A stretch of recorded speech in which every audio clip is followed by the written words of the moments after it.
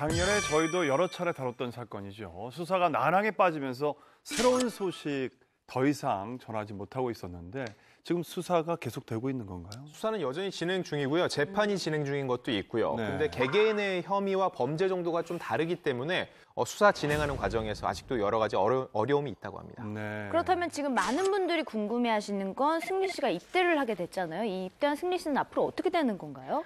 네, 일단 승리 씨는 버닝썬 게이트와 관련해서 7개의 혐의를 받고 있는데요. 첫 번째는 해외 투자자에게 29차례 성매매를 알선한 혐의가 있고요. 그리고 버닝썬 클럽을 일반 음식점으로 등록해서 사실상 무허가 유흥주점으로 운영한 혐의가 있습니다. 그리고 또 유인석과 함께 세운 투자회사 유리홀딩스 자금을 개인적인 사건의 변호사비로 썼다는 이 횡령 혐의가 있고요. 그리고 2013년부터 미국 라스베가스에서 여러 차례 도박을 한 해외 원정 도박 혐의가 있습니다. 또 외국환 거래법 위반 혐의가 있는데요. 일명 환치기로 보도가 많이 됐었죠. 그리고 증거 인멸교사 혐의, 또 그리고 성폭력 처벌법 위반으로 혐의를 받고 있는데 이게 핵심 혐의로 불리고 있습니다. 네. 지금 혐의만 해도 엄청나게 많잖아요. 이 7개 혐의 모두 수사가 진행 중인 상태로 입대를 한 건가요? 네, 지난 2월 승리 씨에 대한 수사는 이미 종료가 된 상태이고요. 기소 의견으로 검찰에 송치가 된 상태입니다. 이 변무청에 따르면 수사가 종료됐기 때문에 공정한 병역 의무를 부과하기 위해서 입영 통지서를 보냈다고 밝혔고요.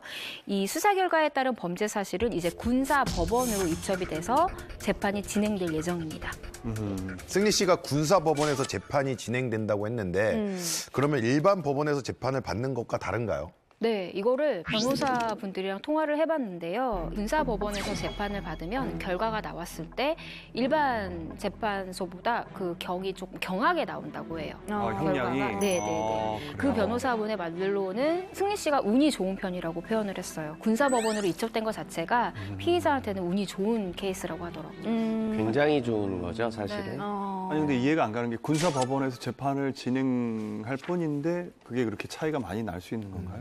일반적인 재판 같은 경우는요. 저희가 승리 씨가 법원 출두하는 모습을 보도를 통해 다 보잖아요. 네. 그런데 군사재판은 그것보다는 눈에 띄는 게 굉장히 줄어들겠죠. 본인이 느끼는 심적 부담도 적을 거고요. 그러니까 이게 가장 핵심은 1년 6개월이에요. 이 군 법정에서 1년 6개월 이상 나와버리면은 자동으로 군대는 이제 제대가 되는 거고 바로 이제 유치장으로 가는 거예요. 감옥으로. 1년 6개월 미만이면은 군 생활을 하면서 이 형량을 채우고 또 군 생활도 하고 이렇게 되거든요. 1년 6개월 미만이냐 이상이냐 이게 중요해요.